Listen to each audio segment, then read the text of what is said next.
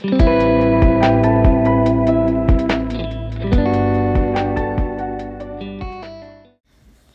guys, welcome back to another episode of Teen Talk Central.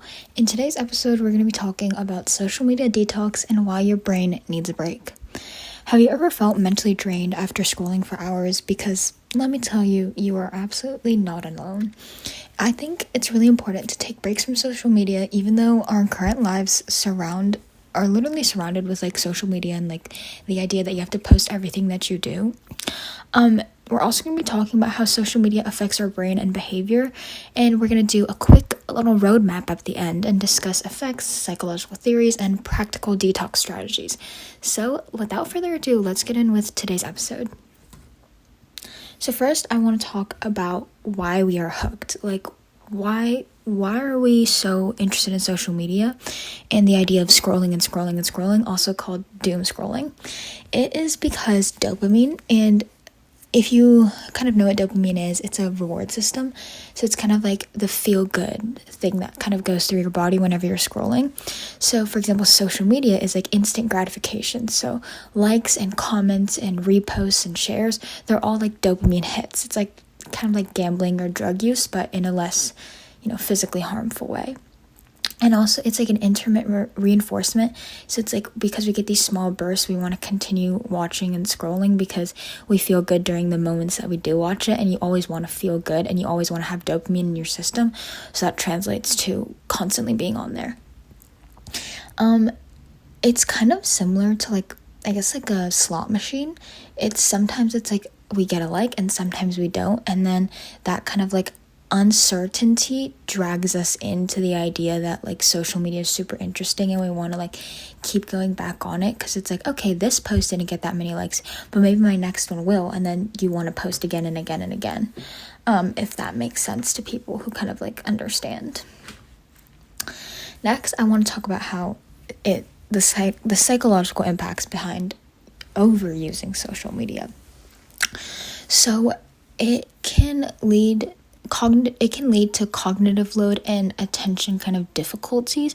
So too much content means that your brain would be overwhelmed and then your attention span decreases because on social media there's so much that you can see and watch. Like there's so many options that you start to slowly lose your attention span that you used to have, which has been kind of psychologically proven as social media has become more prominent in people's lives. Studies show that teenagers' attention spans are naturally getting shorter and shorter because of the content that we watch. It kind of ties into selective attention and multitasking inefficiency, so then you kind of slowly lose the idea of focusing on one specific thing at a time. And another thing, we've talked about this a lot, is self-concept and social comparison theory. This was literally my last episode. We were talking about distorted self-images from the constant exposure of curated lives. So you see one person living this amazing life when it's actually not their whole life. It's like, a minute and 30, maybe max, like a 30-minute segment of their 24-hour day. And if you want to learn more about that was my previous episode. And then it also just like upward social comparison, again, same thing, lower self-esteem. We've been through this so many times. And then FOMO, the fear of missing out. It's just like the idea that you are not doing something, so instead you want to watch people do it and you want to vicariously live through people for certain things that's interesting, like the Oscars or the Grammys, something that's like a bit more selective. But at the end of the day, like seeing like other people from schools going to like parties and stuff, it's like because you feel like you're missing out, you want to continue to watch their content. And then this links to like the evolutionary psychology aspect where it's like we're wired to stay connected for survival. So it's like because we want to see what everyone else is doing, we will naturally kind of go towards what is being shared that's kind of within our similar interest.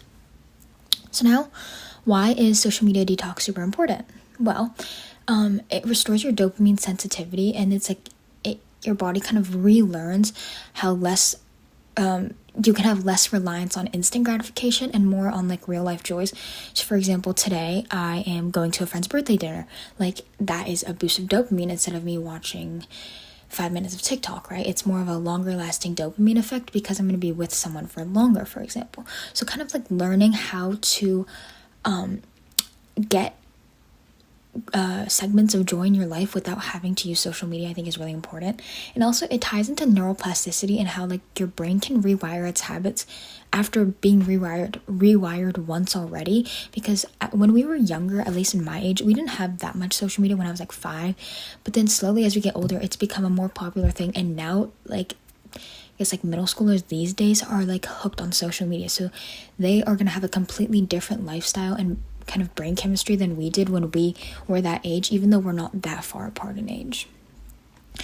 And also it improves mental health, less anxiety, better self-esteem, improves sleep, all that stuff. We know that social media has ruined kids' sleep patterns. Kids stay up 2 to 3 hours later than they used to just because they want to scroll on social media a little bit more.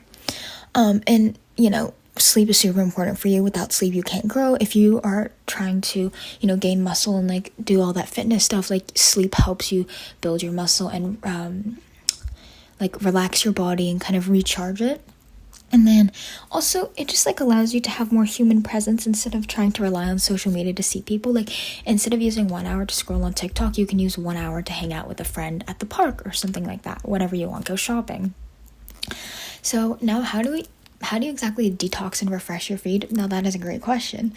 First, you want to set boundaries. So screen time limits and no social media before bed. I know that sounds hard. You know, you can have a parent set up screen time, a friend who knows the password, not you, because obviously if you know the password, you're going to want to bypass it, but eventually you're going to learn like, okay, wait, I don't need to rely on it. And it's like those 15 minutes you would rather treasure, and it's like you'd rather watch something really interesting than just watch random stuff, you know. And then I personally do like an hour, no screen time, an hour before bed, and I think that's really important, and it helps a lot to like make sure that you maintain your kind of circadian rhythm and allows for good sleep. And I think it's like the blue light really affects your sleep in the way like the amount of time that you sleep. Even if you go to sleep at 9, if you're watching content until like right before you're going to bed, it's going to delay the time you actually fall asleep, even though you may like get into bed at, I don't know, 9. Also curate your feed to like positive stuff only. Like don't curate your feed to have,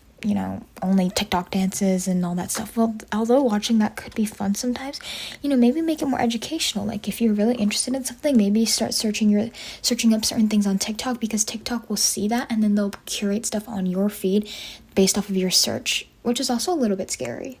But it's also nice because then at least the content you're watching, you know, it's like you actually want to watch and you're not just like scrolling and scrolling and scrolling.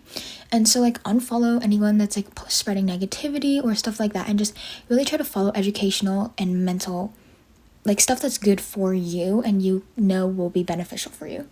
And then also kind of finding new hobbies. Instead of scrolling on TikTok, you can journal, you can go outside, you can paint, you can color, you can, you know, I don't really know. You can play a sport. There's so many other things that you can do besides scrolling on social media. You can start a podcast with your friends, for example. Like there's a bunch of other things that you could do with your time instead of scrolling on social media that I think is really, really important.